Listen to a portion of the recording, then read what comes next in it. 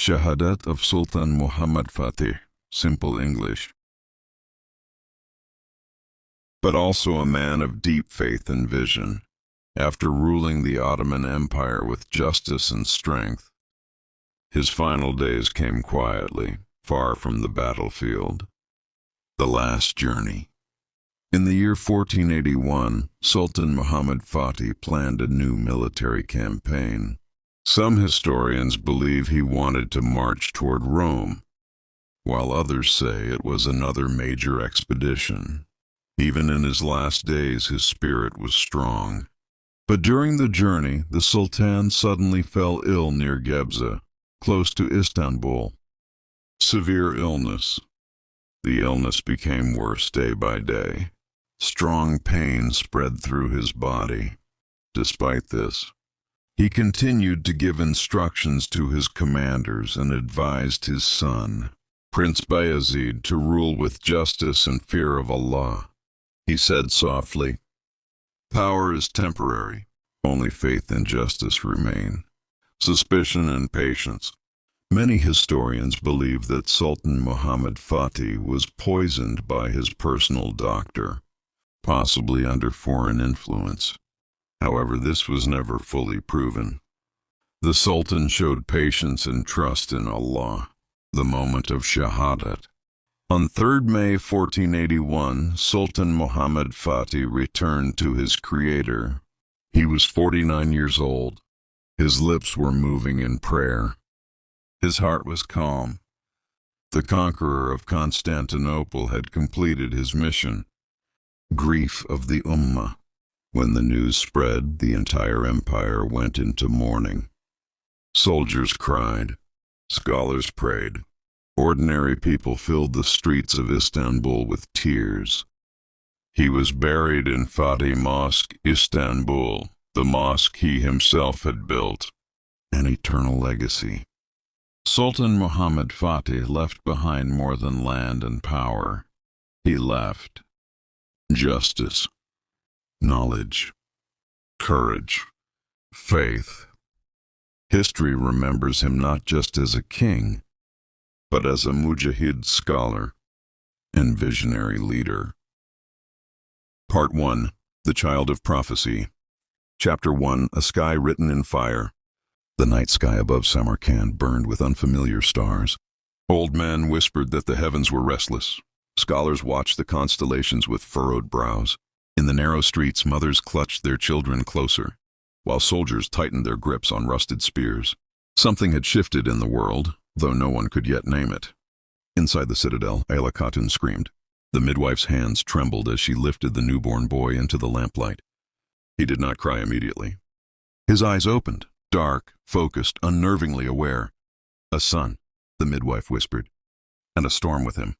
Outside, thunder cracked without rain. The child was named Iskandar ibn Rahman, born to a disgraced military commander and a woman whose lineage traced back to forgotten scholars of the Abbasid court.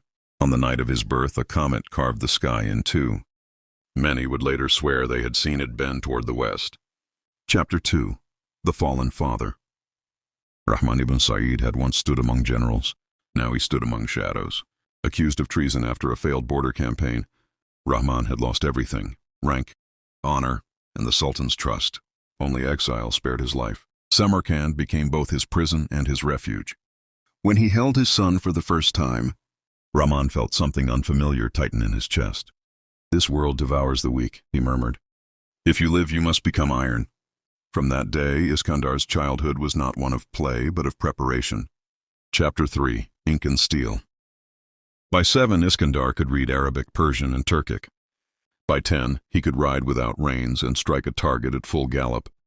Rahman trained him in the courtyard at dawn, while Ayla taught him poetry by night. Between sword and scripture, Iskandar learned that knowledge and power were twin blades, useless alone, unstoppable together. Yet the boy asked questions no child should. Why do rulers fear scholars? Why do empires rot from within? Why does Allah raise some men only to break them? Rahman had no answers, only warnings. Chapter 4. The Whispering Scholar. When Iskandar was 12, Sheikh Umar al-Balkhi arrived in Samarkand. Blind in one eye and sharp in the other, Umar was rumored to advise kings and bury tyrants. He asked for Rahman's son specifically. "The stars do not lie," Umar said, touching Iskandar's forehead. "This one walks toward blood and banners." Umar taught Iskandar history, not as dates, but as mistakes. "Empires fall," he said, "not when enemies attack, but when truth becomes dangerous." Those lessons would one day cost lives. Chapter 5. The First Betrayal. At 15, Iskandar witnessed betrayal for the first time. Rahman was summoned by the city governor under promise of pardon. It was a lie. Soldiers arrived at dawn. Ayla's scream echoed as Rahman was dragged away in chains. Iskandar tried to fight. He was struck down, tasting blood and dust. That night, Rahman ibn Sa'id was executed quietly. No trial, no witnesses. Something in Iskandar died with him. Something else was born. Chapter 6. Exile of the Sun. Samarkand became unbearable. With Sheikh Umar's guidance, Iskandar fled west, disguised as a caravan guard. Behind him lay his mother's grave. Ayla had not survived her husband's death. Ahead lay Anatolia, fractured by rival Beyliks, watched by a crumbling empire whose crown still glittered in Constantinople. Umar's last words followed him like a curse. "You will serve no throne until a throne kneels to you." Chapter 7. The Road of Wolves. The road west was soaked in danger. Bandits, mercenaries, war refugees. Iskandar learned that courage alone was useless without cruelty, and cruelty meaningless without control. He led men older than himself and took them. Each death hardened the crescent banners of Anatolia fluttered in the distance. At 17, he killed a man in fair combat, and Iskandar felt destiny tighten its grip. Chapter 8. A City That Watches the World. He first saw Constantinople from a hill at sunset. The walls rose like a challenge carved in stone. Domes caught the dying light. Bells rang where once only silence lived. "Every empire believes itself eternal," Sheikh Umar had said. Iskandar smiled grimly. "Then let them believe," he whispered. "Until I arrive."